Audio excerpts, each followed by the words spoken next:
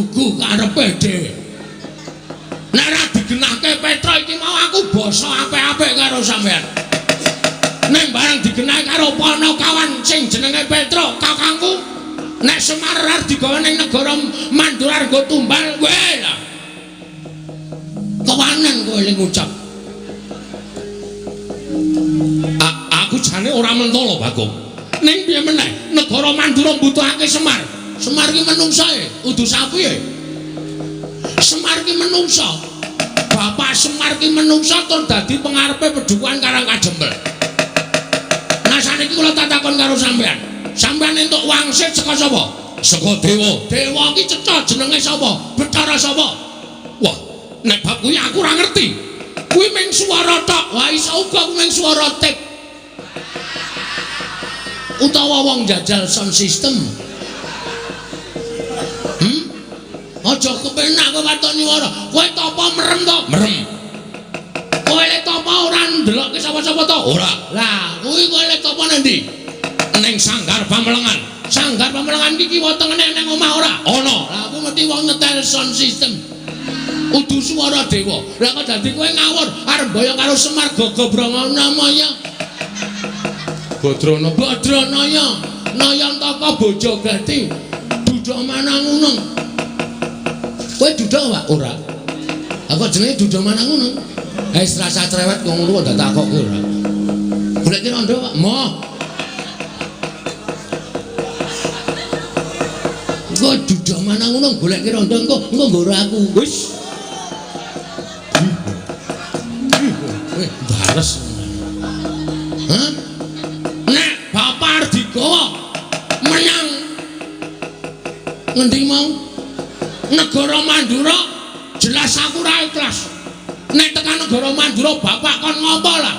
Sing liyane tumbal, ora masalah. Gawanen Bapak. Nggo ngene kene ya nggo apa? Nek Bapak terus digone negara Mandura kok arep dienggo tumbal, berarti kan mung dipateni. Monggo dienggo tumbal ki tegese dipateni, ateges aku ora weruh Bapak meneh. Aku kelangan Bapak.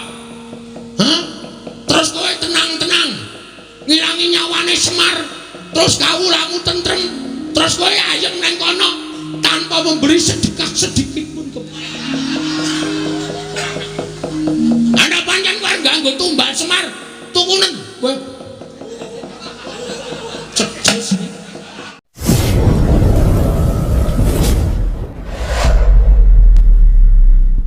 Bapak tampanono dayanono uripmu Petro. Kula cancang pucaking weni dumawaing wijang Purma Keting Werdaya saestuan mawakono cahya nur cahya daging rah kayuwanan. Pangestunipun Bapak Dayanono gesang kula nggih Pak. Iya prayogakno nggonmu ngadeg sampun boten kirang prayoga nggih kula ngabiyantu kersanipun Bapak Semar. Putraning sun sing tak tresnani. Ndara Bagong padha rarja sak praptamu Ndara Bagong. Pangestune Semar lah ra tenang.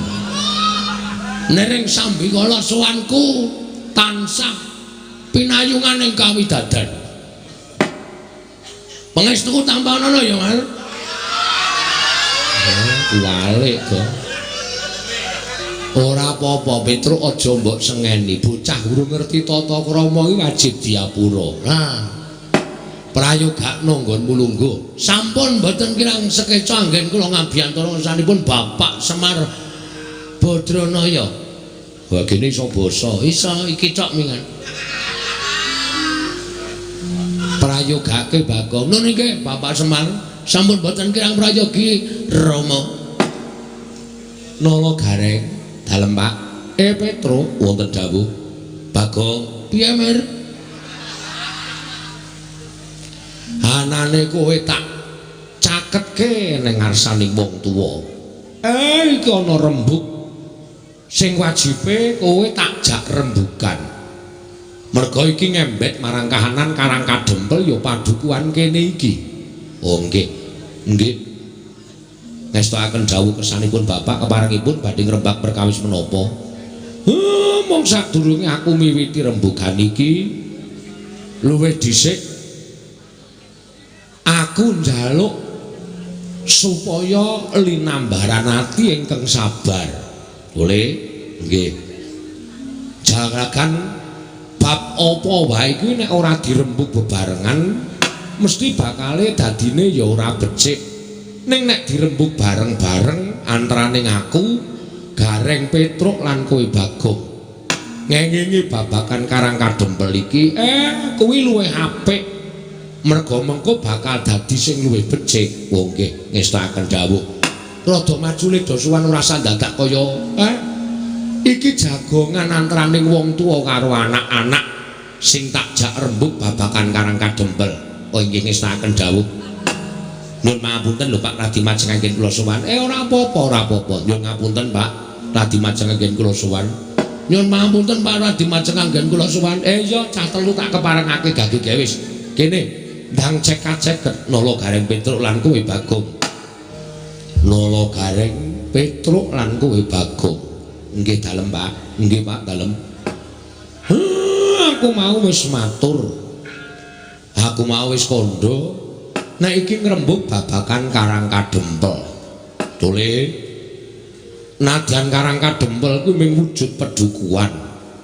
Ning Semar kuwi pinercaya minangka dadi pamomonging para Pandhawa. Ning Karang Kadempel kene lenggah. Bapakmu ya aku sing pancen dipercaya dening para Pandhawa minangka dadi pamomonging para Pandhawa satriya-satriya ngambek sadu budi ateteken ati suci pepayung budi rahayu. Ngono nggih. Ning iki ora ana gandeng cenenge karo Pandhawa. Iki magepokan karo Karang Kadempel. Wis suwe aku ora tetinju marang pedukuhan kiwa tengenku. Sak kiwa tengening Karang Kadempel. Lah kok jebul Semar ki le turu wis kesuwen. Tegesipun kados pundi Pak? Semar le turu le kesuwen, Semar le meneng ki wis kesuwen. Mula ora aneh nek kahanan Karang Kadempel rada kalah karo kahanan pedukuhan kiwa tengene. Kabeh wis sarwa becik, kabeh wis sarwa apik. Lah nek kene sing dinggone Semar kok malah ora ndang cancut tali wanda dandan perkara pedukuhane awake dhewe. Nggih. Mongko Karang Kadempel kuwi duwe sawijining papan sing iso dibanggake. Duwe sawijining papan sing iso dienggo ngangkat marang jenenging padukuhan, ya jenenging padukuhan, ya jenenging kawula sak padukuhan. Mula papan sing becik-becik sing mapan ana ing Karang Kadempel ki ayo padha digula wentah ingkang sak apik-apike kanthi gotong royong. Manunggal tetunggalan ora ana wong sing terus mak clingkrik kepenak kuwi ora ana ning kabeh mau diwiwiti saka ngisor ngono saka rekoso dhisik mengko nek wis rekoso mesti bakal nampa kepenake percaya Gusti Maha Adil Gusti ora bakal sare yen to nyumurupe titahe sing padha budidaya Gusti ora bakal sare yen to nyumurupi titahe sing padha budidaya kanthi linambarane kelas mujudake papan sing becik, papan sing apik. Wong nyatane nek upama dadi apik, Karang Kadempel kuwi sing ngrasake ora mung Semar tok, ning wong sak Karang Kadempel ya melu ngrasake luwe-luwe papan sing becik, papan sing apik sing iso ngrawuhake para kawula liyan pedukuhan luwih-luwih liyan praja padha tekan kene ayo padha digarap ingkang sak becik-becike kanthi cara mengkono padukuhane bakal kondang kawenang-wenang luwih-luwih kawulane penguripane mesti bakal mundhak kuwi perlu tok pikirake nggih ngoten Pak ning kabeh mau nek ora linambaran sayuk rukun tetunggalan nyambut gawe bebarengan tunggal cipta rasa karsa lan karyane ora bakal dadi manunggalake wong pirang-pirang kuwi pancen angel ning nek mbaka sithik mesti suwe-suwe dadine akeh percaya karo Semar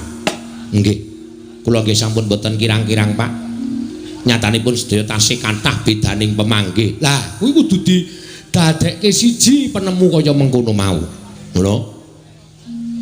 Ya ora. Karang Kadempel kuwi duwe papan wisata kang aran Koringakasa. Koringakasa ki apa to? Koringakasa iki wong goblok kabeh. Koringakasa ki pintu langit. No. Karang Kadempel ki duwe pintu langit. Lah iya. Lah Bagong malah tanggap kiwa tengene wis padang kencar-kencar tek kene ijik peteng. Apa ora duwe niat didandani?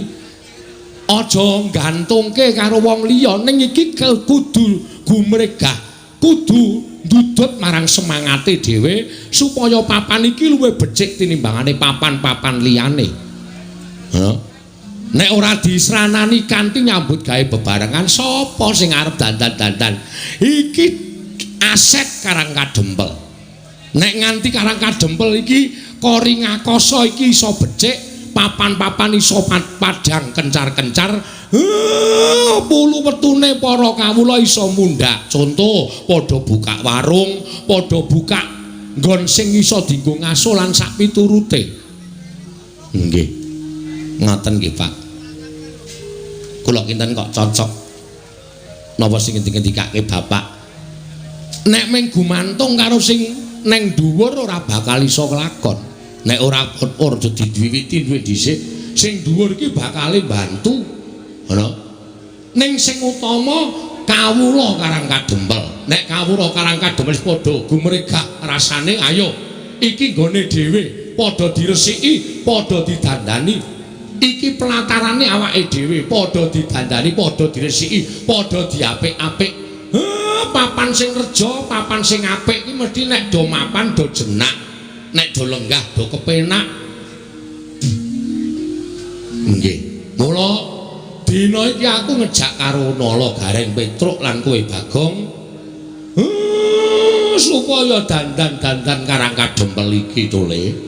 Aja ngaso, aja turu ning ndang tangi, ndang gumregah, ndang cancut taliwondo.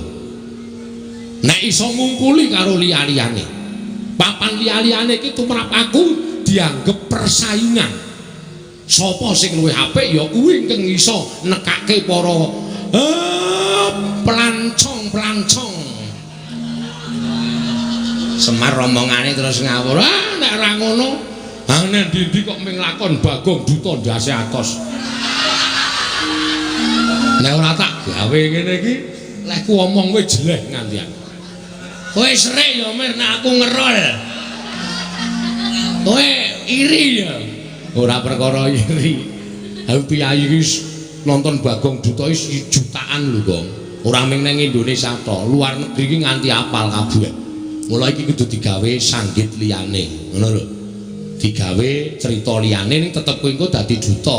Aku tetep ngerol.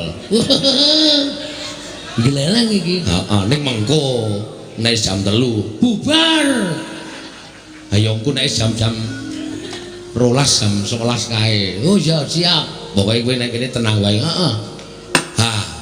Mula Nala Gareng Petruk Bagong sing dadi pengarepe, Gareng sing dadi ketua RT, Petruk sing dadi pengareping RW. Bagong saiki dadi apa? Ketua pemuda. Waduh. Ketua pemuda kok golek. Wah penting lho. Cagak tuaing negara, cagak tuaing desa, cagak tuaing pedukuhan ki nek ora nom-nom, ora ana nom-noman, ora bakal jalan. Nah, saiki kewajibanmu nglumpukke para wiranom-wiranom kuwi supaya sadar, supaya eling yen to papan kene iki no papan sing kudu digulawenthak lan kudu diapik-apik supaya iso meningkatkan taraf hidup masyarakat. Oke, sesuk tak kone rapat. Wis beres. Ku bar rapat tuku anggur. Ya. Aku ngrusak pikirane wong enom jenengane ora. Kowe iki bangetan kok, Gong. Aku karang saiki mbah, kok ngono kuwi angel dilangi. Heeh. Aku nganti susah ngadepi cah enom-enom kuwi jan. Saiki ora ning nggon peteng, Truk. Oh. Kuburane nggo mendem saiki. Kuburan. Heeh. Masa kuburan kok nggo mendem nek kualat lho. Lho, maksudnya kuburan nggo mendem mayit. Oh iya ya. Oh ya pinter kowe ya. Omongane mendem ayit ya bener. Di lumpukke wiranem Bagong. Nggih Pak, siap mengke kula kandhanane supaya cancut gumregut. Nek mboten sing nom-nom sinten malih. Sing tuwa duwe pengalaman, sing enom duwe kepinteran. Pengalaman campur kepinteran mesti bakal dadine apik. Ha, kuwi wajib kaya ngono kuwi. Aja lali taren karo sing sepuh. Aja lali taren karo sing tuwa. Sing tuwa ya ngurmati karo bocah. Aja sok ngunekke bocah ngertimu apa. Tembung kaya ngono kuwi dilangi. Saiki cah saiki wis pinter-pinter.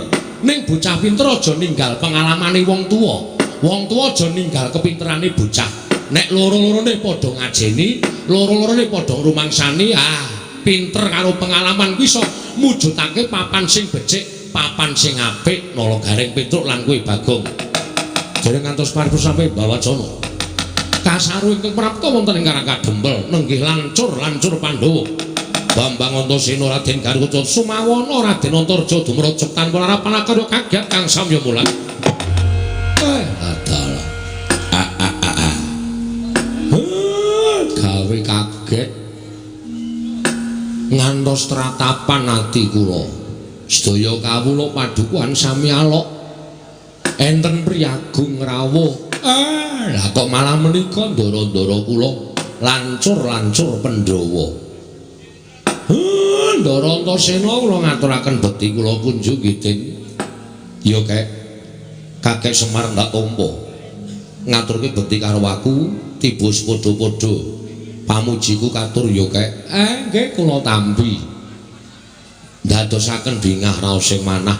Ndara Gatotkaca wilujeng Den. Ya. Kiai Semar Slamet Prabaku. Aku ngaturake sembahku katur. Kok ngawawahi adat. Kula niki ming batur, kula niki ming Panakawan nek sampeyan ngaturke bekti karo Semar. Mengke kula kuwalak. Ora, Kiai. Sembahku tampanono. Nggih kula tampi dawah sami-sami. Ndara Antarja wilujeng Den. Ya, Kiai Semar Slamet tekaku. Aku ngaturke basaku katur ya Kiai Semar. Nggih, kula tampi. Nala Garing Petruk Bagong. Ndaramu padha rawuh. Ngaturna bekti karo bendaramu. Ndara Antasena bekti kula nggih Den. Nala Garing tak tampa reng. Pangestuku tampanana. Kula pundi nggo jimat Ndara Gatotkaca bekti kula nggih Den. Yo Nala Garing pangestuku tampanana. Nun nggih Ndara Antarja bekti kula nggih Ndara. Yo Nala Garing tak tampa pangestuku tampanana. Nun nggih. Ayo Truk urut. Ya. Ndara Antasena bekti kula. Ya Truk tak tampa pangestuku ya Truk nggih. Ndara Gatotkaca bekti kula. Ya Petruk tak tampa pangestuku tampanana. Ndara Antarja bekti kula nggih Den. Ya Petruk tak tampa pangestuku tampanana. Nggih. Ya kok. Sing arep sapa? Antasena. Ndara Antasena bekti kula kunjung nggih Ndara. Ya Bagong tak tampa. Wah, katon sumringah raimu. Calon dadi duta. Oh. Ya. Duta nendi? Dereng ngerti. Teng pundi niki mengke? Ya. Bekti kula nggih Den. Ya, Bagong tak tampa pangestuku tampanana ya Bagong. Nun nggih sangat anggen kawula mlindadosaken jimat paripe. Karada bindeng kowe. Pilek kowe. Oh iya. Ndara Gatotkaca bekti kula nggih Den. Ya Bagong tak tampa pangestuku tampanana. Nun nggih sangat anggen kawula mindu. Mundi. Apa? Mundi. Walik. Mundi ndadosaken jimat. Sing mburi kae mboten Antarja kuwi ora perlu ndarane kok ora apal to. Ora tau kepethuk e. Ora tau nggawe apa-apa barang. Ndara Antarja. Kae mbarepe Ndara Werkudara. Walah. Mbarepe Ndara Werkudara to? Heeh. Ndara Antarja bekti kula kunjung nggih Den. Ya Bagong tak tampa pangestuku tampanana ya Bagong. Nun nggih sanget anggen kawula ndadosaken jimat. Sasampunipun lenggah ingkang sekeca menapa wigatosipun kuwi bapak wae bapak. Bapak sing di kewajiban kuwi rasa dadak omong. Den matur nuwun. Dene sampeyan pun nuruti napa sing dadi penjaluk kula. Kaget rasaku kayak nalika semana aku nampa nawala saka Kakek Semar. Wondene surasaning nawala Kakek Semar nyuwun dawuh kelawan aku supaya sowan nganti Kakang Gatot karo Kakang Antarja. Ora janjane iki arek eneng apa lan kakek Semar kuwi duwe wigati apa? Janjane ming sepele ning kula niku nek mboten atur kali para pepundhen menika raos kula kok mboten kepenak. Arep duwe gawe apa? Kakek Semar. Kula niki duwe niat kalih anak-anak kula niku mbangun Karang Kadempel.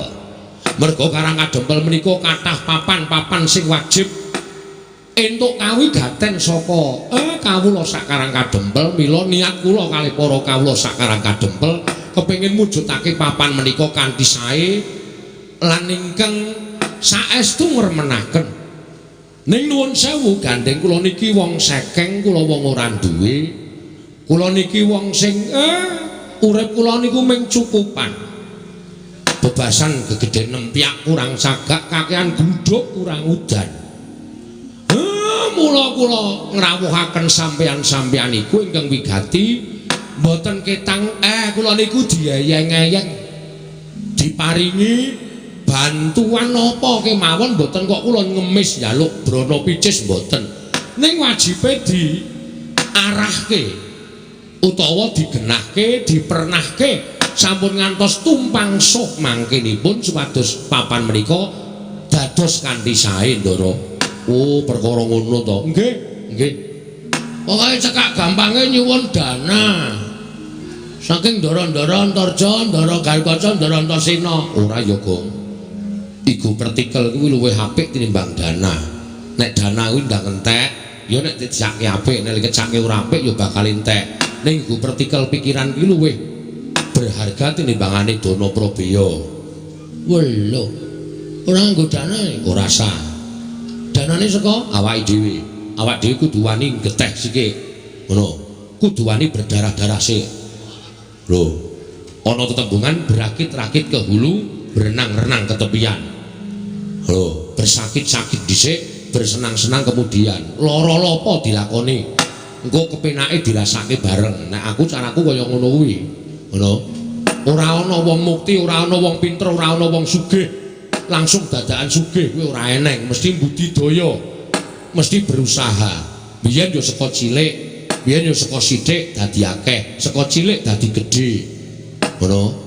Ora ana wong kok tiba-tiba nampa duit sak gepok terus dadi sugih kuwi ora ana. Upama ana, kuwi engko mlarate yo gampang. Ngono ya? Wong kepenak ki nek mak clikrik tekan dhuwur kuwi engko tibane gampang, nek ora ngrekoso dhisik kuwi engko le medhun ya gampang. Ning nek direwangi ngrekoso, direwangi tapa brata, direwangi ngelih, direwangi prihatin, kuwi upama kelakon penjangkane bakale langgeng. Kuwi wong Jawa kepercayaane ngono kuwi. Ngono ya? Kula awak dhewe kudu wani ngandani Karang Kadempel iki nganggo apa kabisane awake dhewe dipernahke karo ndara-ndara kuwi. Mengko nek wis dadi awak dhewe kari ngenyam kepenake. Ngenyam kepenake kuwi ya ora terus kepenak langsung kepenak ora. Mboko sithik. Lho, kaya wong dodol kae buka warung ya ora terus laris biuk. Nek terus laris biuk kuwi tegese mesti tangga teparo do ngrasani, wis kae ngingu-ingu lan sak piturute. Ning mboko sithik. Nek masakane digawe enak, panganane digawe murah, tur ya ladeni kanthi senyum ramah. Engko pelanggane akeh terus dadi kepenak. Ngono ya, Tru? Ha iya, kuwi falsafah Jawa ora kena ditinggalke. Kudu diugemi tenan. Oh iya. Ha iya. Ha, milih saking menika, Ndara. Kula suwun sawetawis wekdal sampeyan mang lenggah sawetawis wonten ing Karang Kadempel. Mangke nek kula pun miwiti bangun Karang Kadempel niki kalih para kawula sak padukuhan. Sampeyan sing wong pinter-pinter, sampeyan nom-noman sing pun ngenyam pamulangan, sampeyan sing piyai-piyai luhur, mestine anggene ngulir budi ngasah kadewasan benten kalian piyai utawa tiang-tiang saking padukuhan. Mang pernahke, mang tata, mang dunungke supaya apik tembe mburine, Ndara. Ya, yen ming perkara kuwi aku sagu, ora ming perkara mernahke. Yen perlu kowe tak dampingi sarta kowe tak amping-ampingi tak kancani nganti rampung ing pakaryamu. Kyai Semar dereng ngantos paripurna sami mbawacana kasaro praptaning nata ing Mandura Prabu Baladewa ing dumrajak tanpa larapan. Yai Semar, aku sing prapta Kakang Semar aja kaget. Sinuwun. Damel kaget raos sing manahipun ing abdipun Semar. Tiyang Agung Baladewa. Sami wilujeng rawuhipun Den. Yo. Kakang Semar tansah pinanganing kawidadaning ing sambi kula praptaku. Adoh saka rubeda. Aku ngaturake pudyasawaku katur ngersaning Kakang Nayantaka. Nggih, kula tampi ndadosaken jimat. Waduh, Ndara Baladewa barang rawuh, Tru. Ndara Baladewa bukti kula kunjung nggih, Den. Ndara Tiyang Agung. Ya nulung karing Datompo pangestu Tamanana. Nggih, sangat anggen kawula ndadosaken jimat. Sinuwun Mandura bekti kula katur nggih, Den. Ya, Petruk kantong belum Datompo pangestu Tamanana. Oh nggih, kula pun dinggo jimat paripe. Ndara Baladewa bekti kula katur nggih, Den. Ya, Bagong. Datompo pangestu Tamanana, Bagong. Ini sangat kula pundi? Melu cepet iki lho. Aku nek omong cepet banget ya. Nek ra tak imbangi, aku ki biasane alon-alon e. Kono kok cepet. Iya. Wah. Semar aja kaget aku prapta ning Karang Kadempel. Nggih. Wigatosipun menapa? Jejeripun Tiyang Agung mesinipun boten perlu rawuh enten Karang Kadempel. Cukup panjenengan utusan Ayaka Mandura nimbali dhateng kula. Hadan. Supados sak mangke kula saged sowan ning kok dadak kraya-raya rawuh teng Karang Kadempel. Wigatosipun napa? Kakang Semar. Sawangen Baladewa Kakang Semar dina samengko iki nganti persasat kaya wis ora duwe pangarep-arep urip. Ngerti lamun wis ana 3 sasi iki negara Mandura ketaman pegebluk. Akeh para kawula ing esuk lara sore ketiwasan, sore lara esuk tekaning pati. Mongko madal saring usada. Wis ora kurang-kurang gonku ngrawake para Brahmana Winasiswa Sugata miyang kula nipun supaya nambak rengkaning praja parandening katindakake gagar wigartan antuk karya. Nganti adeking nata Mandura Baladewa disuraki dening para kawula sak negara Mandura. Sinenggo aku suwijining ratu ingkang ora bisa paring pengayoman marang kawulaku. Waduh, Kakang Semar. Mandura geger. Ngendi-endi papan padha untran-untran, ngendi-endi papan padha unjuk rasa. Merga ora nrimakake nggonku ora bisa nyirep marang pageblik niku mau nang Praja Mandura. Salajengipun kados pundi? Nalika semono wancing ingkang tak entokake, aku nglakoni prihatin. Kanthi srana sari narite sesemek ron raja mola bebantal boto sarimbak. Nalika semono ana wangsiting dewa ingkang paring sasmita nglawan Baladewa supaya aku sowan marang Karang Kadempel nyuwun biyantu ning Kakang Semar. Lah namung sak kula. Terus kula kenapa cobi kula badhe nyuwun priksa. Kula kadhawan menapa? Ya mung aku yen bakal bloko karo Kakang Semar iki mau, rasaku ora kepenak. Rasaku ora tekan. Ning yen to ngelingi kahanan negaraku, paripaksa aku kudu kuat lan tekan matur marang ngersane Kakang Nayantaka. Nggih, mboten napa-napa, mboten napa-napa. Mang paring pangandikan. Nek pancen Semar kudu dadi srana waliyaning Praja Mandura ngene ketaman pegebluk, kula mboten napa-napa, mang dawuh napa kula nderek. Sampun malih to kadhawan minggah gunung. Nadyan kula kadhawan jegur segara, kula purun waton dados waliyanipun negara ing Mandura. Kula kadhawan beto barang ing awrat kula sagah nglampahi, kula kadhawan mlampahi ing tebih kula mboten badhe selak. Waton dika Ndara Baladewa paring dawuh. Ning yen aku matur apa Kakang Semar ora kogel penggali luwe-luwe.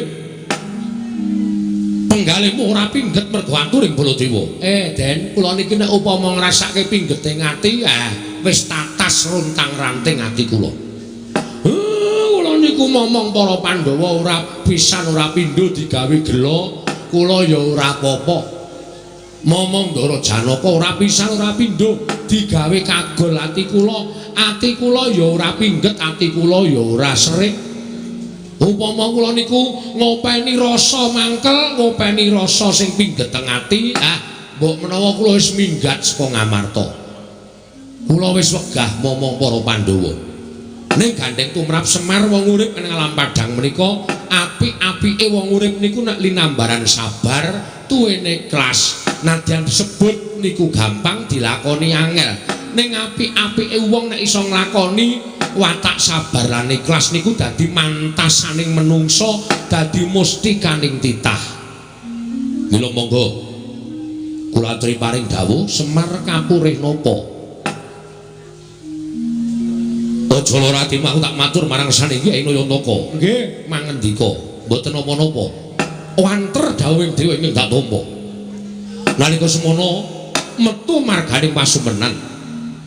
Sasmita dumeling tan ana ing karna swara ingkang tanpa wujud ngandhakake yen to aku kudu iso mboyong marang Kakang Semar prapteng negara Mandura. Lah kersane nek mung diboyong kowe kula purun mawon. Terus sakniki kula memperjelaske mawon. Kersane napa? Napa Semar teng mriku ajeng ken ndongani? Napa Semar teng mriku ajeng ken ngabulke napa? Niku rak cethane dadi kula nggawa uba rampis saka omah menyan dupa lan sak piturute. Supaya mengke teng mriku mboten pripun-pripun, mboten golek-golek lan sak piturute. Kakang Semar. Kula. Wah, rasaku kok ora mentala. Ampun ngoten lho. Sampeyan nek mboten mentala ngiklaske patine kawula pirang-pirang saben dina mati nyawa kawula Mandura. Ming perkara sampeyan mboten mentala sampeyan ngiklaske patine kawula sampeyan. Saya ala, saya elek kanalindran sampeyan, saya mboten prayoga cacating para kawula teng sampeyan dadi nalindra. Kakang Semar, aku mboyong Semar Badrana marang negara Mandura dawuhing dewa dina samengko Semar kudu dadi tumbal ana negara Mandura. Semar Badranaya.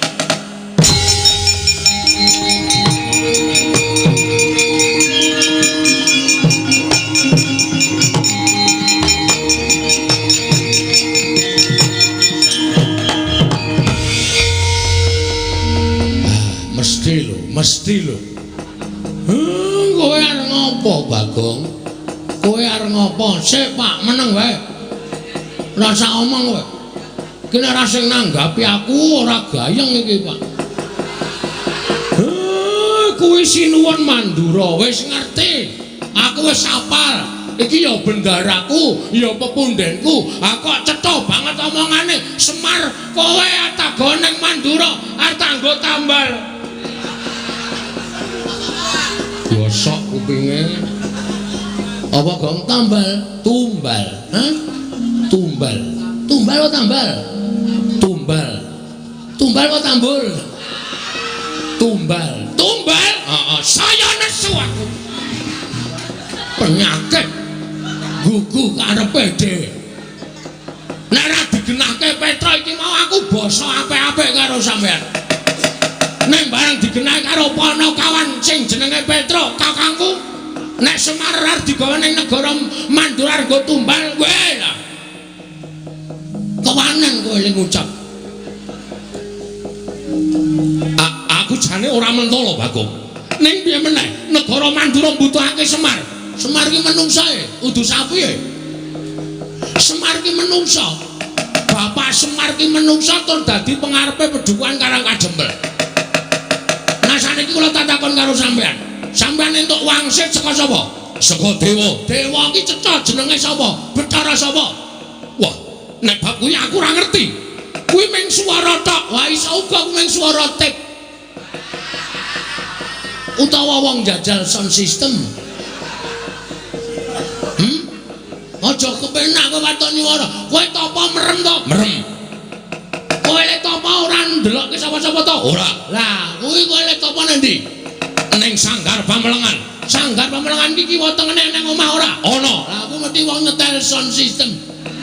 Udu swara dewa. Lah kok dadi kowe ngawur arep boyong karo Semar Gagabranganamaya. Badranaya. Nayantaka Bojogati. Duduk Manangunung. Kowe duduk Pak? Ora. Aku jenenge duduk Manangunung. Wis rasa cerewet kok ngono kok tak koki ora. Golek rondo Pak. Moh. Kok duda manang ngono golek rondo engko nggoro aku. Wis. Bares. Hah? Nek Bapak Ardigawa menyang ngendi mau? Negara Mandura jelas aku ra ikhlas. Nek tekan negara Mandura Bapak kon ngopo lah? Sing liyane tumbal, ora masalah, gawanen Bapak. Nggo ngene kene ya nggo apa? Nek Bapak terus digone negara Mandura kok arep dienggo tumbal, berarti kan mung dipateni. Monggo dienggo tumbal ki tegese dipateni, ateges aku ora weruh Bapak meneh. Aku kelangan Bapak. Hah? Terus kowe tenang-tenang. Ngilangi nyawane Semar, terus kawulamu tentrem, terus kowe ayeng nang kono tanpa memberi sedekah sedikit pun Anda pancen kowe nganggo tumbal Semar, tukunen kowe. Ceces. Meneng wae Pak nek payu larang kake, Pak. Ora apa-apa, ya. Ya, Tra ya. Petro setuju kok. Ora apa-apa ngono nek nyang-nyangane larang tak keke nggo. Ora apa mati kowe malah bener lho Pak mangane kowe urip perkoso to, Pak. Waduh. Wedone Semar. Hah? Aku sing ora trima. Aku ora trima. Lah aku tekan kene kudu boyong Semar. Ora iso. Ora iso boyong Semar. Kena boyong Semar. Waton kowe iso nglangkai batange Bagong. Kowe lah kewanen, Gong. Ndara Baladewa kuwi duwe pusaka ampul, Gong. Apa? Nenggala Alugara utamake Gunung Jubruk Segara Asar. Kowe duwe pusaka apa? Wah, ora ngerti. Nek men tamake Gunung Jubruk aku duwe. Saya nek adem-adem ngene iki. Tak tamake Gunung Jubruk kabeh yakin mbok Gunung 10 wis to. Tamani Jubruk kabeh. Tenan aku yakin wis. Jenenge apa Mas? Ora tak duduhi jenenge. Nek ngerti duduhi bentuke ya yo. Ya ya. Lah mentuk nang ndi kok gawan. Oh. Gawan padake iki. Anggere tak tuk ngono mesti grugutuk ngiwonengen.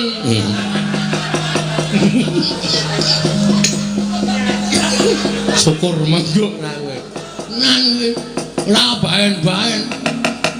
Aku ora ngerti karo Baladewa ben pokoke arep boyong Bapak lho aku ora entuk yakin sumpah. Nek ngono kowe mepalangi karepe Baladewa. Lho, mesti to. Genah wis wangsul ngene kok dikira ora mepalangi. Wah, dalah. Woi. Nek meng bengok wae iso aku. Apa dene Baladewa woi, blengal, ana nang jajan sebentar. Wah, arep ngono apa? Aku ya iso. Aja pamer swara nang kene. Sero aku cangkeme mbok aku. Nyepelekke ora. Gong ku ndak kriwikan dadi grojokan keguyon dadi tangisan lho. Sing sabar. Terus kan piye alon-alon? Iki wis mulai adem lho, Tru. Kena ora disemangati ngene iki. Lho sindane wis do krudung taplak kabeh. Iki kepiye to kok dadi loro iki jan wis. Wis. Kokean iki, Tru. Sing loro diglundungke mrono wae kok. Mesake ora. Jero banget ya ora. Aja angel lho, Pras kok nganti ngono. Kok nang koyo saka kono wae. Dikai godhong medun ora. Ngono. Iki malah werna-werna. Kok iki kok guyung apa Baladewa? Kok melu guyung apa? Aku ora ngeluconi kowe. Aku ki nesu kowe kok kowe mesam-mesem. Ora kena aku menglucu karo Petro karo Gareng ya, Tru. Heeh. Aku dadi kowe melu guyu. Wah, panusane jajalan. Butuhe bapakmu tak boyong itu apa ora? Nek ora entuk tak boyong aja nglakon dosa apa kira-kira kowe kuat nadai Kyai Nenggala. Kyai Kalogoro mbake. Jarene iso ngnuthuk guna. Lah iki nek ora di matke ya nggo nuthuk ya ora jugruk. Men kaya wong keplok.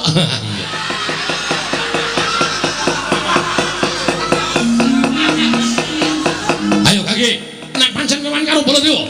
Kangge tanpa ana Baladewa. Kowe meparangi aku nggone meyang Semar Badranaya aja nglakon dosa Bagong. Nang endi paman ana terkati dayan. Diteter Baladewa apa Bagong sing tekane pati? Gong. Ngopo kok mundur? Teratapane aku.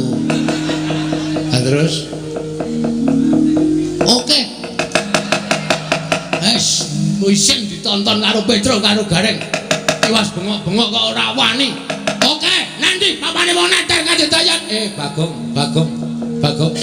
Mundur. Ngapa, Pak? Mundur. Aja dipisah, Pak. Aja dipisah. Ora tak pisah, mundur. Aku wani, Pak. Ya aning mundur. Kowe ora ngerti kowe iki okol ora nganggo akal. Bapakmu iki delok temandang ora usah bengok-bengok ning merantasi. Bapak arep gelem diboyong? Ora, ning kowe minggat tok. Kandhane nyayel ora. Wah, getun aku to. Ra sida gelut getun aku. Gayamu lah. Moto penge nuwun sewu. Nek sampeyan ajeng boyong kali Semar Lawi, nggo. Kula mang boyong. Kula ikhlas didadekke tumbal teng negara Mandura mboten napa-napa. Kula manut. Yen kowe ikhlas mapana dina iki tak boyong Semar Badranaya. Monggo ndara kula kantun nderek kali sampeyan. Ucap kacarita nalika semanten. Arsamandha Kyai Semar Badranaya nggih Sanata Prabu Baladewa. Eling-eling Semar pusaka bisa kandha jimat kang bisa ngucap kasir lan kadidayan linangkung bebasan Dewa Ngejawantah. Rupiah Sanggrayang Lurah Semar Badranaya kena dayaning Lurah Semar Badranaya dawah kalenggak nata Mandura. Ilang sipating nata Mandura nenggih perjineman pasetan daya lumayet nenggih Sang Jaramaya.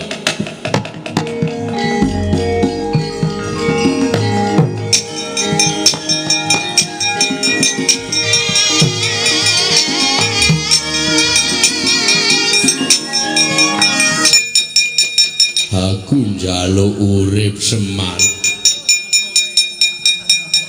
Aku njaluk urip aduh.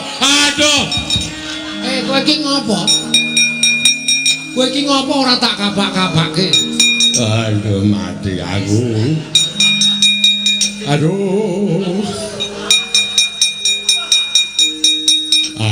Semar. Iya tak nehi urip Jaramaya, tak nehi urip. Aduh. Bagong kowe tak tuthuk ndasmu lho. Iki wis ora iso apa-apa kuwi ora sato kapak-kapake. Iki pancen tumbak cucukan iki. Aku kira ngapa-ngapa ya, Men. Ki meng tengok nang kene kok. Waduh.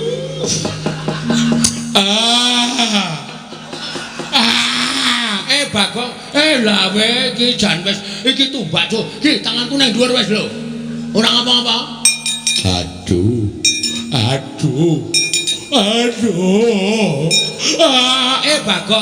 Bagong. Wah, iki apa kepidak kok? Tak kira nek lemper. Tak ngono-ngonoke kok. Apa ya nglembreh? Waduh. Piye dagelane bapakku isih payu ta? Alah, nglembreh tak idak tak kira nek lemper gogrok. Angger tak jokke kok aduh, tak undurke aduh. Lemper kok manak iki. Aduh.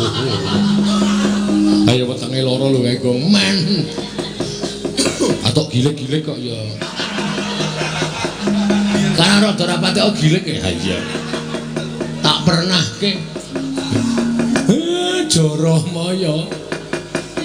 Inggih Kyai Semar. Ngapa kowe? Namung dipun utus Pandya Betari Durga. Supados saged damel karti sampika pejahipun Kakang Semar iki Kyai Nayantaka. Durga ya ora leren-leren gone gawe srana patine Semar. Lah saiki durgane nanti.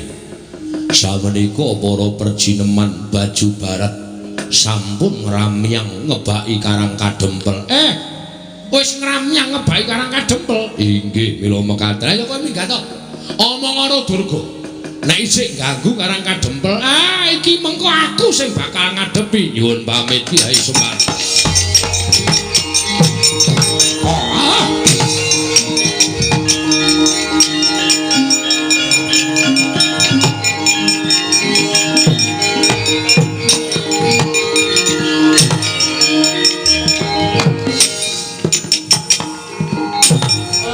Apa kek? Jebul leres ngendikanipun para sepuh sami nyebataken wong sing arep duwe gegayuhan kuwi cobane mesti enggal teka. Jebul niki wau Sinuwun Mandura ketoke blegere nata Mandura bareng kula sebda lah kok wujud Jaramaya matur nek Durga kali sak wadya balane pun ngramyang teng Karang Kadempel kuwi lah dal. Lah terus sampeyan pun sagu bantu kula to. Mula perkara wadya balaning Betari Durga niki kula pasrahke sampeyan kalih anak-anak kula. Kula tak ngrantam sarta kula tak mikir napa sing kula butuhke. Mengke supaya anak-anak kula sing golek. Oh ngono kek. Nggih. Yo nek pancen kaya ngono aku kari manut. Wis tak rampungane karo Kakang Garukaca, Kakang Antarja. Ning ya aja lali, kakek ya tetep kudu melu ngawat-awati kelawan tandange putra-putra Pandhawa iki kek. Nggih, ampun kuwatir. Kula tansah ngampi-ngampingi kalih sampeyan. Nala Gareng Petruk Bagong, kowe krungu dhewe Karang Kadempel diancam karo balane Betari Durga. Mongko balane Betari Durga kuwi bala sing ora ketok, sing do ngati-ati. Mungsamu bangsaning jin setan priprayangan sing watake angkara budi candala. Kawula padha dikon supaya tata-tata samapta ing gati sawiga ing diri. Nala Gareng mubenga pedukuhan kabeh lawange kon nginep dhuwure kon menehi janur. Kanthi carana kaya mengkono ora bakal di leboni karo bangsaning Betari Durga. Petruk karo Bagong ngulakana ndaramu nek ana apa-apa matur aku. Oh nggih Pak. Nggih pangesaken dawuh. Wis pepanggihan padukuhan iki dibubarake dhisik. Aku tak ketemu karo mbokmu. Tak jak itung-itung babakan garap kahanan Karang Kadempel. Oh nggih ngestaken dawuh. Karawitan Karang Kadempel kon ngiringi Bapak Semar. Oh nggih Pak. Wah jan. Kaya gendingin apa Pak? Gugur gunung. Ora wangun. Paling ora ya ladrang apa ketawang. Kuwi sing apik. Kuwi Tangerang. Ketawang kok Tangerang ora. Apa manut aku kuwi ora ngerti gel. Aku kuwi isane ming Pangkur. Aku isane ming Pangkur nek liyane Petruk kuwi sing menguasai. Nggih. Santi Mulya mawon Pak. Kuwi cocok kuwi. Santi kuwi aku cocok. Santi Mulya. Wis. Wis kono gek dunekke grembyang-grembyang. Aku gek tak mlebu, ndara-ndara kula pasrahke nggih Den. Ya, kek nyuwun pangestu. Kyai Semar nyuwun pangestu. Kyai Semar nyuwun pangestu. Nggih ngatos-atos. Mugi-mugi lebda ing karya ndara. Purna gati ning pananggilan. Kelurahan Semarasa mlebet madyaning pendhapi padukuhan katurun saking Mandrawa. Sadaya para kawula padukuhan tansah ngrepekaken kidung suci Santi Mulya. Obat-obat Pak. Jaramaya wonten dawuh Pandya Betari. Gurawalan nggonmu mlayu saka ing Karang Kadempel.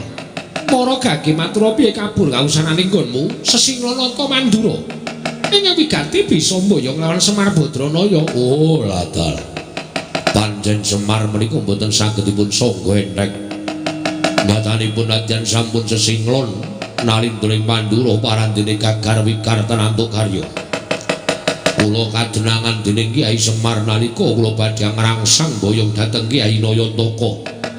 Kedadak wonten hawa panas inggih tumama wonten rangganipun ingkang putra pun Jaramaya.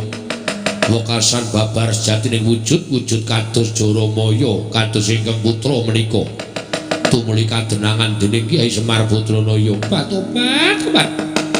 Yen ngono wis pon Semar ngerti ento para baju barang wis mapan nang Karang Kadempel. Sampun. Jernyatanipun kula sampun waloka kaliyan Kyai Semar bilih Kanjeng Pandya Betari Durga sampun beto wadyabala ngramyang wonten ing Karang Kadempel. Tobat. Yen to pancen kaya mengkono ibarate kaya dene wong nyabrang kali. Wis tekan tengah Jaramaya, maju ya klebus, mundur ya klebus kepareng Paduka. Aku ngebar ketapake para wadyabala berkasaan dandang mangure supaya ngampiak marang Karang Kadempel. Ora ngomongake para jin setan pripayangan nang kabeh para sukma sangsaran bakal tak kepiyakake supaya giri godho kabeh wong Karang Kadempel menika langkung merayogi. Kowe ngetokno wadyabala menungso saka ing dandang mangure supaya ngejak perang Karang Kadempel. Lho niki ngesaken dawuh Paduka Pandya Betari.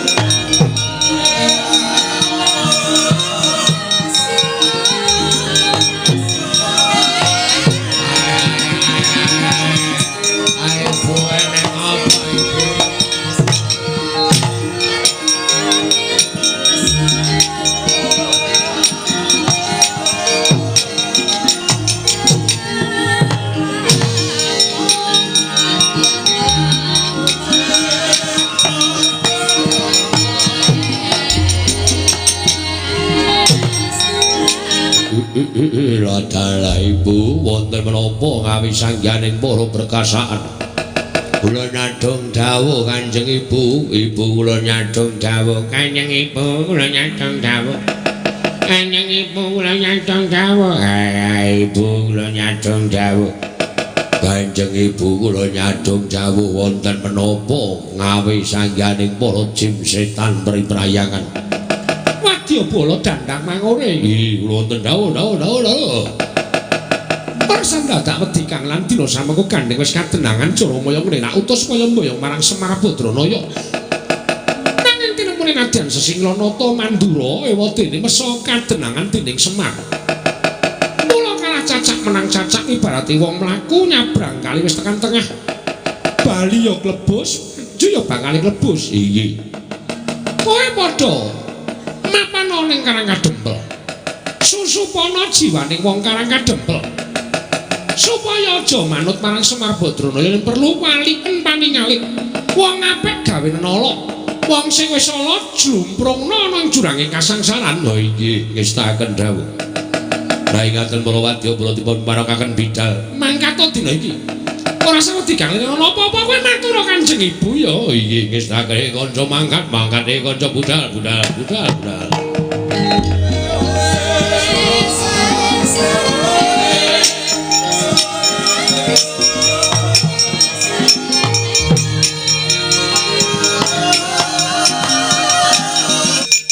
Adiku Garukaca durung nemanggang karya. Wah, marang ngaso ning antariksa. Nek ora tak celuk tuman wae. Kakane lo adine wis nyambut gawe, sampeyan teng pundi?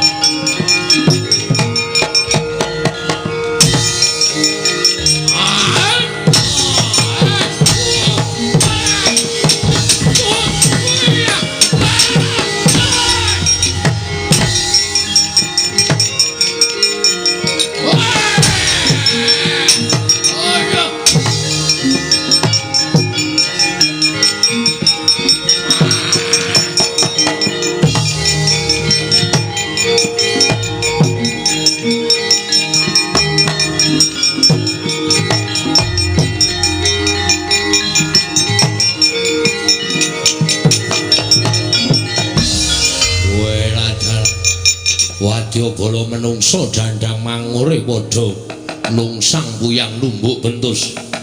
Ora kok padha kalah piye kae. Padha kalah piye kae. Ora padha kalah piye kae. Para perjinoman jim setan pribrayangan. Aja nganggo cara sing agal. Nganggo cara sing alus. Jiwane wong-wong kae disusupi men padha gelut dhewe-dhewe kanthi cara mengkono Karang Kadempel bakal geger. Oh iya, ayo Kang tak derekake. Ayo Kang tak derekake. Ayo alon-alon.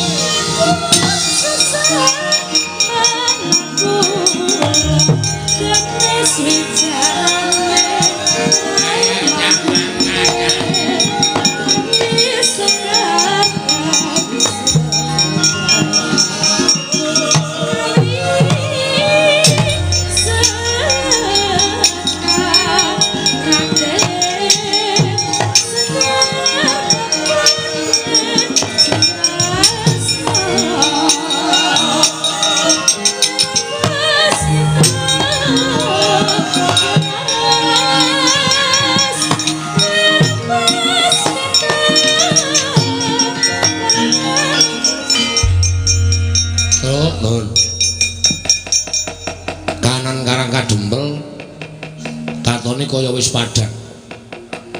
Iki wis tentrem kahanane mengkari bapakmu bakal miwiti bangun Karang Kadempel. Nggih.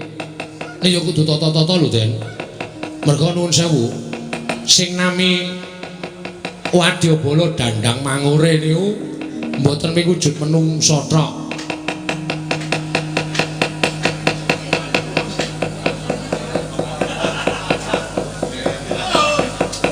Sing jeneng Wadyabala dandang mangure niku mboten wujud menungsa tok. Lur kandhane Petruk Dimas. Ya, mula Kang saka kuwi aja nganggo netra lair tok, Kang, ning netra batin. Mergo aku ngerti Petruk bener apa omongane nek Wadyabala dandang mangure iki dumadi saka pirang-pirang perjineman ya ana, jin ya ana, brekasaan ya ana, setan ya ana. Mula kudu sing prayitna ngati-ati lho, Kang. Tan samar pamoring sukma sunukmaya winah ya ing asepi sumimpen telenging kabu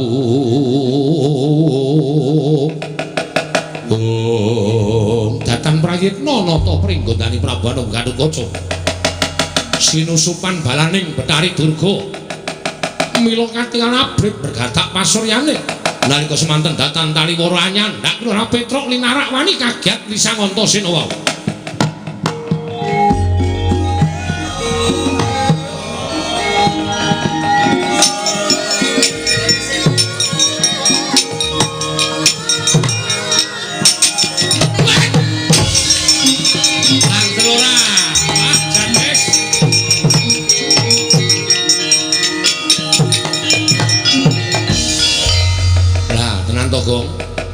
Aku ora wis omong to.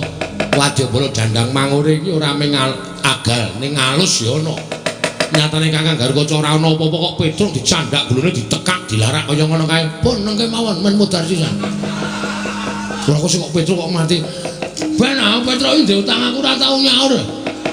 Men tekan Garukaca aja. Kae yo Kakang nek nganti ning apa-apa engko ndrawasi tak kandhani. Ha terus piye-piye?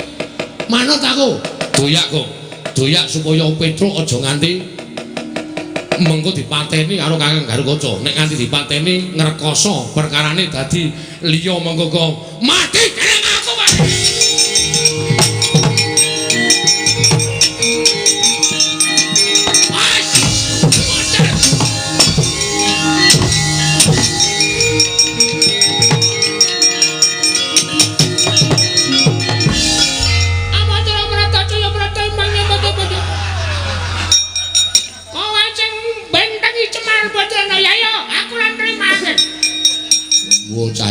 selupan cah.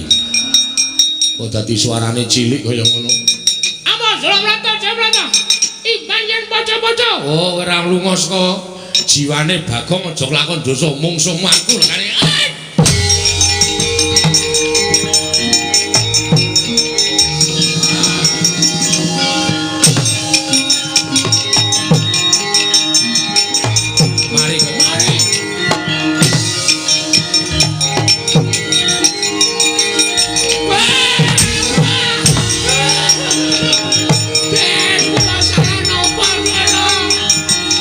Oh, rasa dadak. Iki Kakang Galukaca mau diangslupi. Lho, sing angslupi sapa? Balane Bathari Durga. Oh, niki pun sadar derek. Wis. Bagong mau ya hooh. Nggih napa? Heeh. Nek ora tak tulungi Bagong mau ngamuk ora karu-karuan. Mripate abang. Ha iki mati derek. Ajar dasmu lho. Kowe ngapae? Jare Kang Slopan, wis mau ya nyok. Antel sisan. Jarene Kang Slopan kok jarene. Wis mari kok ya kok. Wis mari kok. Tak kira nek isih Kang Slopan. Iki bebayani lho terus nggih. Kowe mlayu ning omah kono. Terus takon karo bapakmu njaluk donga nggo ngusir demit. Nek nganti ku demit ora do diusir, karang kademel ora tentrem. Saniki. Oh.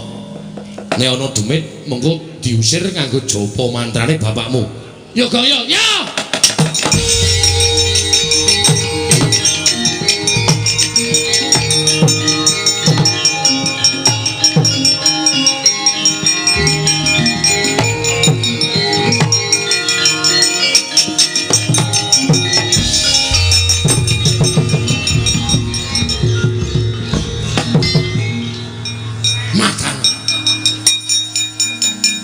Bedane mlayu banter banget. Aku sing nyuruh saka mburi kok banter banget. Ana wong tuwa tenguk lincak nganti gegeblak. Nyun ngapura, Pak. Piye Truk? Ndara Antasena bisa nyingkirke Wadyabala Dandang Mangure sing wujud menungso. Sing waune kathah sanget musuh Darasena diajar kabeh. Wah, bubar mawut. Terus ning niki sing tekan Karang Kadempel ora ming wadya menungso, Pak. Ning Wadyabala jim setan priprayangan. Ndara Galukaca ya Kang Slopan, Bagong ya Kang Slopan. Iki kula diutus kalih Ndara Antasena ken sowan Bapak. Heeh. Ken nyuwun donga ngusir demit, ngusir setan supaya kahanane tentrem. Aku ki nek ngusir demit ming tembunge Teguh Yuwana slamet saka kersaning Gusti. Wis kuwi anggrana jim setan kowe ndodhok ning ngarepe terus kowe muni Teguh Yuwana slamet saka kersaning Gusti. Wis ana makat Teguh Yuwana slamet saka kersaning Gusti. Ya Kang yo. Ya, sik aku ngapalke sik. Ya. Teguh Yuwana slamet saka kersaning Gusti. Teguh Yuwana slamet saka kersaning Gusti. Ayo, Kang. Ayo. Teguh. Aduh. Truk. Rene seno. Piye to? Aku ora apal e. Teguh Yuwana slamet. Pokoke ning ngapalke ngene iki. Teguh nang Yuwana, terus nang slamet saka kersaning Gusti. Oh iya. Teguh Yuwana slamet saka kersaning Gusti. Teguh Yuwana slamet saka kersaning Teguh. Waduh. Yuwana walah. Teguh Yuwana ning gone slamet ngampiri Yuwana. Angel tenan iki. Slamet ngampiri Yuwana ngejak Prastiwi. tenan iki. Pokoke dhewe kudu gareng meneh digareng. Gareng rasa dijak aku ndak ngisir kok ya. Ayo ndi wong Karang Kajempel. Ayo udus. Nek tak matke ra kuat atiku. Teguh Yuwana slamet, slamet saka kersaning Gusti. Teguh Yuwana slamet, slamet saka kersaning Gusti. Teguh Yuwana slamet, slamet saka kersaning Gusti. Biar mandi bapak. Ayo gak ngaku wis entuk siji. Yuwana. Jan ora bener-bener iki mau. Monggo wis tak incengke lho. Teguh Yuwana slamet, slamet saka kersaning Gusti. Modal. Apa sak? Hai.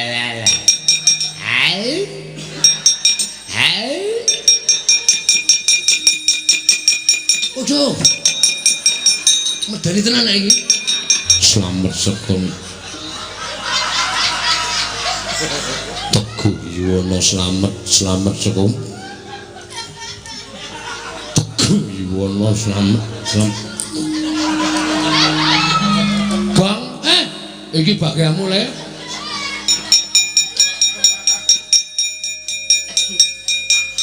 Udus. Iki demit iki, Kong. Iki apik? Lho, apik. Aja dadi dongani. Semen ngene iki wae. Oh jeneng demit kok. Kowe iki demit medeni kaya ngono kok. Kajate ora dadi, kajate ora dadi. Reng tak sumpel cangkemmu lho, Reng. Kok nek nganti iki ilang, obong mati ku tak ajar. Biar tok kapange. Arep tak ngo. Wardimu ora. Kajate ora dadi, kajate ora dadi, kajate ora dadi, kajate. Kajate ora dadi. Kajate ora dadi, kajate ora dadi, kajate. Kowe ngapa ya kalau menjengi munggah medeni? Ora aku. Aku haus. Haus yo ngapa ora? Kajate ora dadi, kajate ora dadi. Kajate ora dadi, kajate ora dadi, kajate ora dadi, kajate ora dadi. Kowe dan Reng, asline demite udu iki. Andi, nang kono.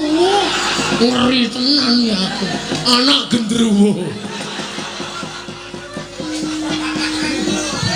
Tak ajar das lu kowe.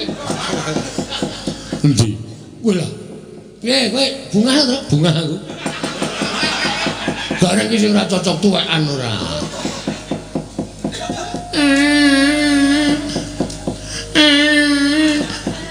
Gong, sakit ya Gong. Aku jane melas lho, Bro. Demit kaya ngene aku sok melas. Lho, iki ya ora ndi sanak, ora ndi kadang. Senengane kudu karo menungso, ngono Gong.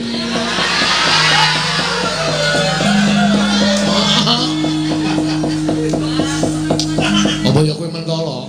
Iki ijen nang Purwang lho, Gong. Ora ndi dulur. Ora duwe anak. Kowe madhep rono kok iso pas.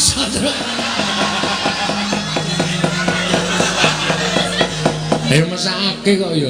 Mbok ya wis saiki rasane di ngapura ngono lho. Supaya awake dhewe iki urip iki berdampingan. Heeh, pancen iya. Ha iki memelas e. Bagong iki nekat ora. Greget tenan aku. Rasane kaya kepiye ngono. Kajate ora dadi, kajate ora dadi, kajate ora dadi, kajate. Lah kok Kyai? Ora. Jancane ngopo to? Kowe iki wis cinadang. Dadi dewaning panggodha pangrencana. Ya bener kowe iki mesti duwe pakaryan ganggiri godha marang titah. Ingkang wis bener lempeng lakune kudu mbok enggokake. Tur kowe mbawahi sangganing para berkasaan kowe iki duwe wadyabala jim setan. Nek golek pangan ya golek pangan sing pernah aja kok ganggu gawe karo katentremane menungso sing padha urip ning jana loka. Elinga yen to saperangan wadya balamu kuwi uripe pancen sih sinian antaraning menungso lan bangsaning jin. Ning aja sok ganggu gawe karo menungso. Wis cinadang dening panguwasaning Gusti, jin setan kuwi duwe pangan dhewe-dhewe, menungso ya duwe pangan dhewe-dhewe. Ora kena suk-sukan rasane. Aja nganti kowe ora arik marang kamardikaning menungso. Namung kepengin madosaken tedha baju barat ingkang dipun arah menyipun Kyai Semar Badranaya. Lah apa kira-kira kuwi do tedas mangan dagingku apa piye? Apa kira-kira do seger ngombe getihku? Nek kira-kira baju baratmu ki do seger ngombe getihku, wareg mangan dagingku. Aku ikhlas. Ning kosok bali nek do mendem, nek do modar ngombe getih karo mangan dagingku, aja mbok luputke Semar. Ketoke pancen aku kuwi pancen kepenak nek diangkah dadi panganing baju barat. Ning kowe ora ngerti. Malah wong kaya Semar iki sing janjane daginge ora enak, getihe ora seger tumraping para berkasaan. Golek pangan sing apik-apik, aja ndudul kamurkaning Semar. Nek nganti aku engko muring aku nesu tak kumbala geni dadi apa kowe sak wadya balamu. Nyuwun pamit Kyai Semar.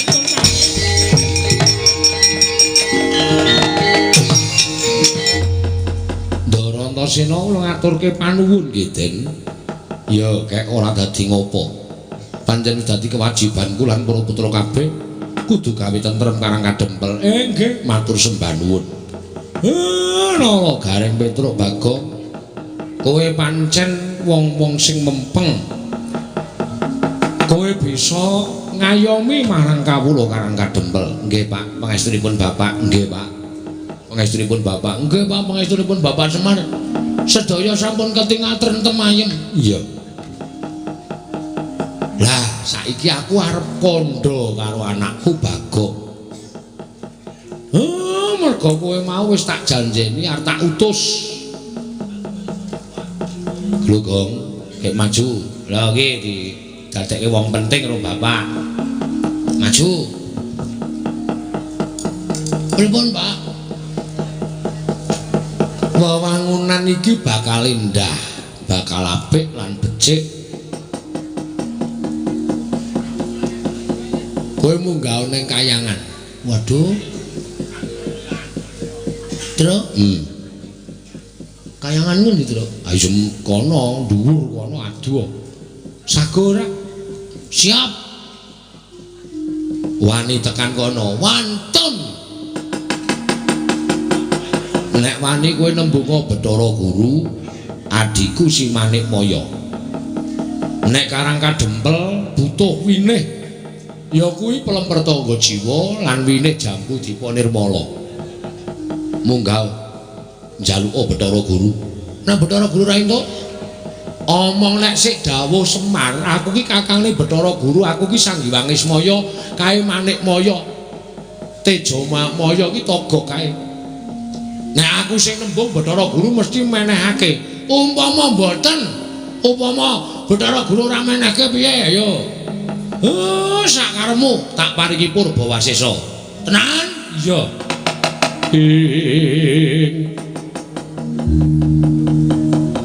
Bagong yen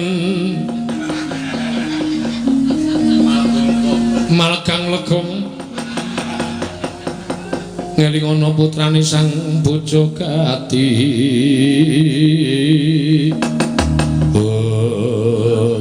Suluk ya ngawur Bagong. Ora ana sulukan Bagong kok tak gawe ana. Engko ming mangelingana. Ayo pokoke anggere mangelingana ra wis beres lah iya. Pun ngoten Pak, kula nyuwun pamit tambang semetu. Pangestu. Ya sing ati-ati.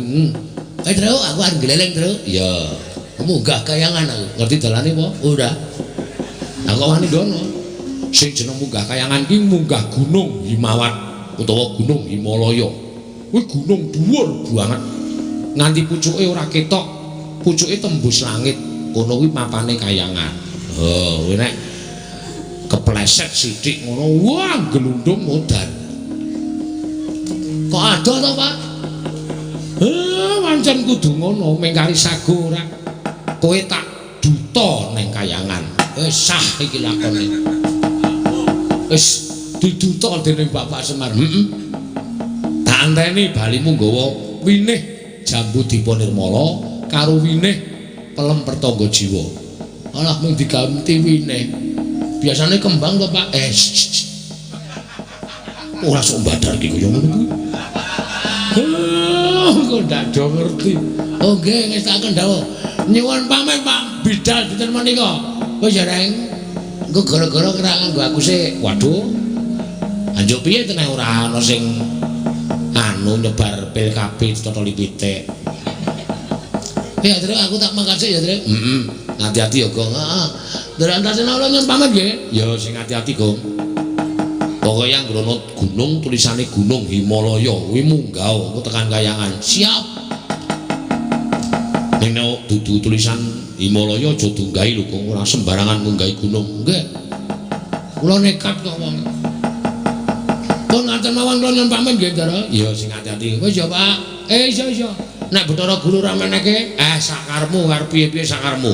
Aku sing tanggung jawab. Oke, wah gleleng iki. Wis ya, Reng. Wis menyang kono cerewet wae ora. Wis ya, Tru. Ya wis tak sangoni Pujo Basuki. Basuki ka dipira? Kudu. Njaluk pamit ya, Pak. Iya wis gak wis kono. Iki ra disangoni blas apa piye iki? Mengarep dikongkone kok dadak njaluk sangu kayangan kira ana wong dodol. Menyang. Nggih, nyuwun pamit, Pak. Sing hati-hati aja kaya bocah cilik.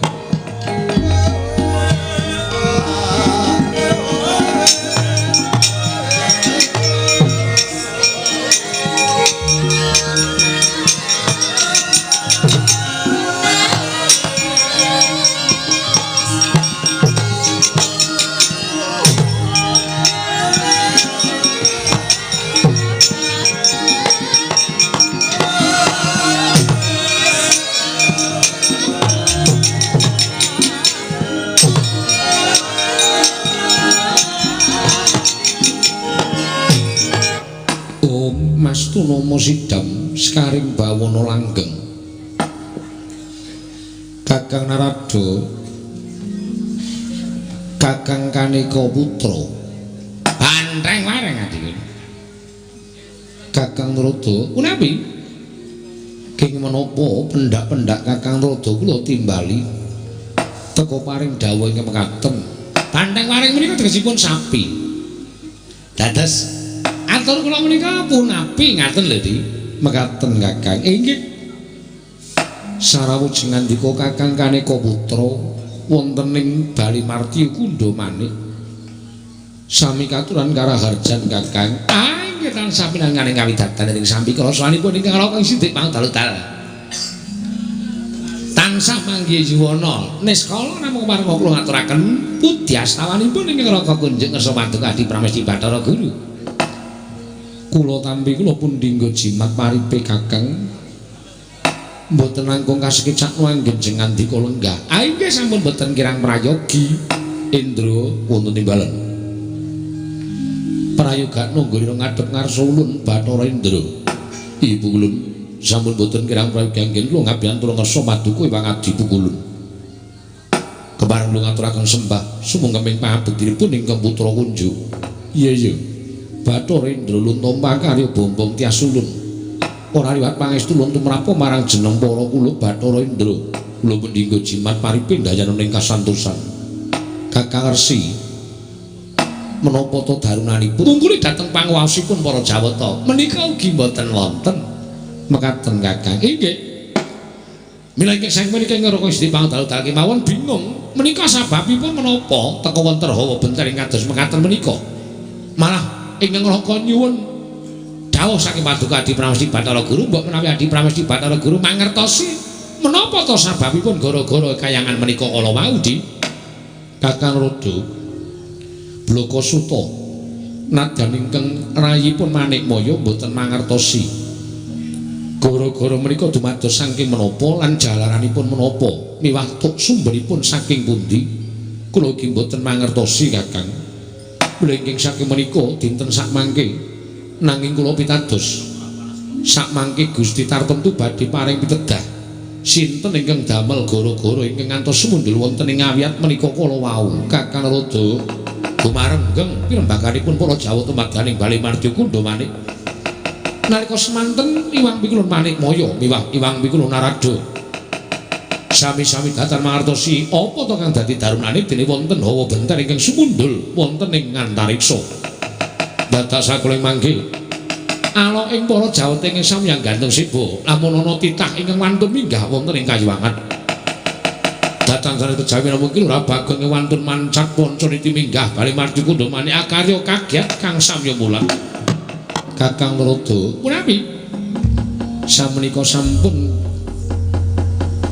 kepanggih menapa to ingkang dados darunanipun dene Kayuwangan sumuk kados mekaten dalah mbok menawi menika ingkang dados sababipun teka wonten tamu jangkara ingkang minggah wonten ing Kayuwangan monggo kanthi badan wadak monggo kesangren kula tingali menika rak mboten sanes menika rakyat majanipun Kakang Ismaya ingkang ragil nggih menika pun Bagong dalah ing atase derajate ngaceplik wae kok munggah ning Kayuwangan ki wigatine apa aduh Kakang Rada lenggah ingkang langkung prayogi inggih kula badhe ndangu kaliyan pun Bagong kula semanggahaken ndi Panakawan Bagong Padha Raja sak praptanira Panakawan Bagong nun amit pasang Kalimantan tabut nebene kula dene dumawahing tawang tuwang pukulun linepano ing tulak manuk kula ingkang abdipun Bagong atmajanipun Bapak Semar ingkang sowan ngabiyantara ngersa paduka pukulun iya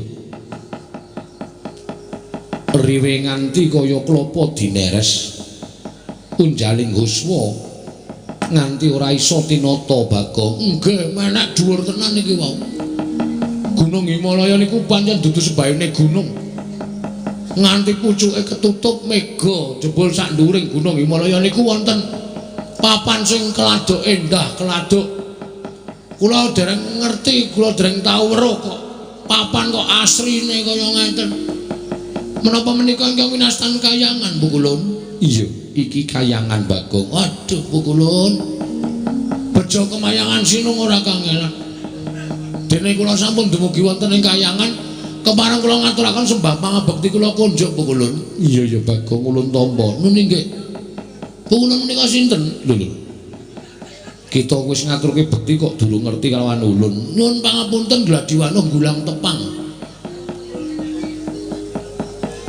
ulun iki Bathara Guru. Nun, ulun iki Bathara Guru. Wah, mucal teng pundi? Lho. Mucal ning ndi piye? Ah, ra edan tenan to iki. Bagong iki tekan kene kok Bathara Guru kok mulang ning ndi? Lho, biasane guru ki ra mulang ning ndi to SD napa SMP? Dengkul kita kuwi. Bathara Guru ki dewaning para dewa, jejuluke Sang Hyang Bathara Guru. Ora kok guru mulang SD SMP. Anggep iki nang jagat to iki nang Kayangan Bagong. Oh, anggih mboten ngertos kok. Pukulun Bathara Guru. Iya, ya Manik Maya. Oh, Manik Maya niku sinten? Ya ulun. Ya Jati Murti. Wah, ora nggo gawe kursi. Hus. Kayu Jati Murti iki asmaning Bathara Guru. Wah, lak pirang-pirang jenenge. Ya Sang Hyang Catur Bojo. Catur Bojo iya kali condong catur us di sampun ngantos panjenengan ngendika kathah-kathah mangke badak kewirangan kula namung genahaken kaliyan Bagong Kakang Rada nggih ning bocah niki sembrono mboten menapa-menapa Kakang kula mboten rumaos sakit manah kula lah iki Bathara Rada iki cerewet wae us karo dewa dunake cerewet ora kula niku lagi ngedongke mbok menawa tambah kawruhku ya Sang Nilakantra. Weh. Dewa kok omongane tracah. Tracah piye? Kowe ku Nilakantra. Nilakantra ku mau Nilakantra aja mbok tambahi apa-apa. Oh nggih. Ya Sang Purwacarita. Waduh jenenge akeh kathah sanget nggih Pukulun. Iya. Niki sing kaya teko niku sampeyan. iku dengkulmu iki ulun Bathara Antarada. Wah, kene iku rada terkenal teng donya. Bathara Antarada, ya Kaneka Resi. Weh. Kaneka Resi, ya Kaneka Putra. Weh lah Kaneka Putra, ya Resi Nggana. Waduh Resi Nggana, ya Watek Resi. Wah, jenenge pirang-pirang. Lah sing mingkeng piyambak niku iki putrane Wang Pilun Bathara Guru. Oh, Bathara Murid. Hus. Bathara Guru ki duwe putra Sang Hyang Bathara Indra. Wah, Sang Hyang Bathara Indra edan tenan. Lho Pukulun. Panjenengan niku dewa kok ora duwe rasa welas kalian kewan? Lho. Sebabe apa? Kok ancik-ancik sapi? Pukulun. Kula ingune mawon. Mangke mbok menawa manak. Wah, edan tenan ta. Wah, iki titiane Sang Hyang Bathara Guru iki wujude sapi kok ndur arep dingu dengkulmu ora. Bagong, nun dalu Pukulun. Apa wigatine kita sowan ngabiyantara ning ngarsa ulun. Sepisan kula ngaturaken sembah pangabekti ndungkap angka kalih. Wale-wale menapa Pukulun kula menika dipun utus kalih Kakang Ismaya. Lho. Kakang Ismaya piye? Anu Bapak Semar. Iya, Kakang Ismaya. Nah, ngendikane Bapak Semar niku panjenengan niku adine Bapak Semar. Iya, pancen ulun iki adine Kakang Ismaya. Wah, mbok omong ket mau, Om. Lho. Kok njur Om? Bagong ora kurang ajar. Tetep Iwang Pikulun Bathara Guru. Ah, Iwang Pikulun Bathara Guru. Ah, wigatine Bapak Semar niku pengen bangun Karang Kadempel supaya luwih apik, luwih becik, sesarengan karo para kawula, sesarengan karo para pepundhen Pandhawa. Ning niki dereng dikabari. Iya. Supaya mujudake pedukuhan sing maju ing samukawisipun. Iya, Bagong. Kuwi becik nggih. Ning niki wonten syarate jarene Bapak. Syarate apa? Syarate kula ken munggah enten kayangan, ken nyuwun winih pelem pertangga jiwa kalih winih jambu dipa nirmala. Jarene niku dedaharaning para Jawata. Jawata niku mboten nanu dahar nasi sekul kalih jenang. Ning daharane niku pelem pertangga jiwa kalih jambu dipa nirmala. Napa betul Pukulun? Piye Bagong? Menapa leres? Iya pancen bener. Mila kula sowan wonten sanipun Iwang Pikulun Manikmaya menika supados Iwang Pikulun maringaken inggih menika winih jambu dipunimrala kalih winih pelem pertangga jiwa jeng kula beto teng Karang Kadempel nggo syarat supaya bapak niku rancak limbangun Karang Kadempel. Ngoten mawon terus bapak weling kalih kula. Kula matur karo bapak, Pak nek Pikulun Bathara Guru ora maringake Pikulun Bathara Guru mesti maringake kae adikku nek aku njaluk mesti dheweke menehi. Ketratase ora, Pak. Wong iki ra ana rong pilihan, diwenehke apa ora. Ha nek ora piye? Nek ora kowe tak wenehi Purbawasisa. Sakarmu, arep ngopo-ngopo ning kono sakarmu. Ngoten niku. Mila kula nyuwun dawuh saking Iwang Pikulun Bathara Guru, winih niku ajeng diparingke napa mboten? Nek mboten kula lajeng nesu teng mriki. Kakang Rododos pundi? Ah monggo, Bagong nek nesu edan wis. Ha sampun kakang monggo. Dos pundi saenipun? Monggo Pukulun. Lawuh dipun paringaken bangane kula nesu teng mriki. Kula niku nek nesu nguyuh sak nggon-nggon lho Pukulun.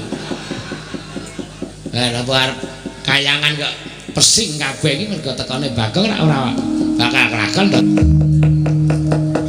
Jojo mungkap lir kinetap duka yaya sinipi. Netra kocak mundarandir. Oh. Koperdamse. Iki basa apa ta iki? Iki rada nesu ngene iki. Dadi aja dipenging. Kula wis matur lho Pukulun. Nek sampean wani nggondheli winih pelem gadung ora ta ya. Anu winih pelem pertangga jiwa kalau winih jambu dipa nirmala. Bagong iso nek kana suteng kayangan. Monggo kula wis kebacut sago karo bapakne nganti kula bali ora entuk gawe. Wirang bebarang. Mau ditaruh mana muka Bagong? Nek nganti aku bali ora gawa pelemper tangga Jawa Jambu Dipa Nirmala. Ming wine lho pukulun ming rong wine mawon kula betane wangsul sampean ampun pelit-pelit. Dadi dewa kok pelit. Ming dijaluki titahe kok ora entuk wong sing njaluki kakangne dhewe. Hah? Kakang Rodo. Ais monggo kula mboten melu-melu. Kula mboten tumut-tumut, melu-melu agajune tenan. Aku wis ngene iki tenan aku ora apa-apa tak pangan kabeh. Anggere muni nesu nganten iki kula nyemerangi lho kula. Tenan kula mboten bae-bae. Nek sampean mboten maringake pelemper tangga Jawa Jambu Dipa Nirmala wujude wine, aja takon dosa. Bagong ngamuk teng mriki obrak-abrik kayangan Suralaya legane atimu.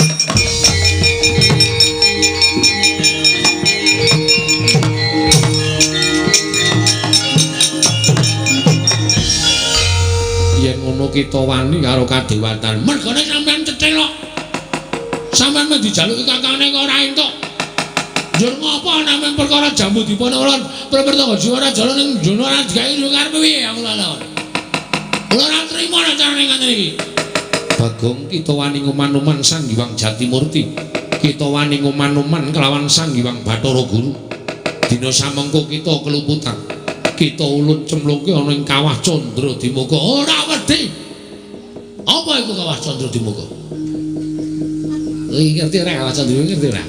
Kawah Candra Dimuka isine geni. Nggo ngobong wong sing dosa-dosa kuwi. Oh ya wis ra sida. Ora ngerti aku tak kira nek kolam renang. Kolam renang ya pinter nglangi padahal. Kita bali apa ora? Ora, mboten ajeng wangsul. Yen kita ora gelem bali bakal ulun patrapi pidana. Napa pidana sampean? Kula tampa. Nek pidana sampean ora temomo nang Bagong kosok baline. Sampean sing kula pidana. Guntur geni guntur angin sirnakno Panakawan Bagong.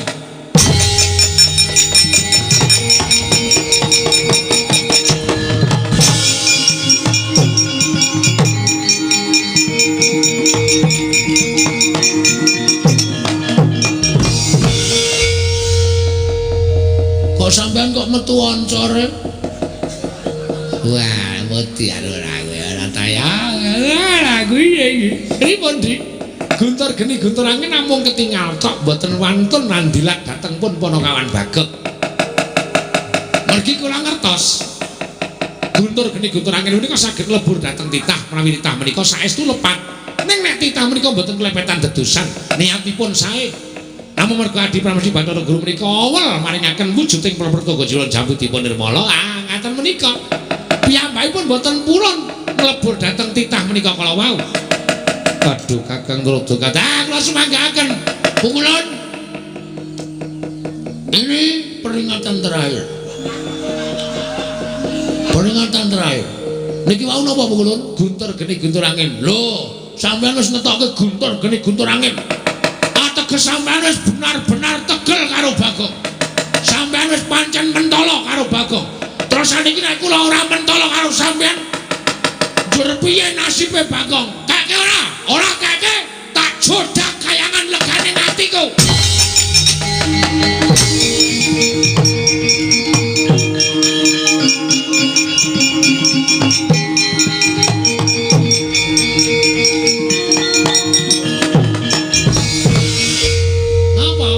Guru Melayu kok kowe malah nang kene. Bathara Guru mabur. Kula ora iso mabur. Terus Bathara Antarada ora iso gawe Bagong mabur ajar nang kene. Bocah iki piye ta ya ora piye-piye serius iki. Ayo dongane. Ala dene dewa. Wah, Indra piye? Kula semanggaken dulu.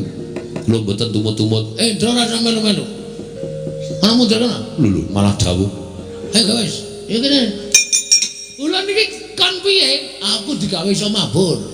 Ku anggere gelem iso mabur tak coblos dong ketemu kimpes kok. Wah, trendele iki. Dewa dipaeka karo Panakawan. Wis ga wis. Tanahi japa mantraku supaya iso mabur. Nah, ku anggere entek gase ning dhuwur tak ajar kok. Ora bakal entek gase kuwi kadigdayan aji-aji kok entek gase. Wis digawe, wis. Saka saka panguwasa ulun ki kok iso ngambatir Kantara. Wah, matur nuwun ya, Bu Gendut. Ya, Aduh. Sepatune tak wae. Wus. Ukuran piro kuwi? Iki papat loro. Wah. Nerada kok sikile jebebeh. Agi aku mung 36 kok. Kowe 42. Wah, wis kono gek mangkat minggat ana mana-mana wae ra. Wis gawe aku ki bingung musuh kowe. Iki carane mabur kepiye? Angger kowe iki terus mangesti atimu kowe iki jejak Pratala. Del mesti munggah ngawiyat. Oh, siap.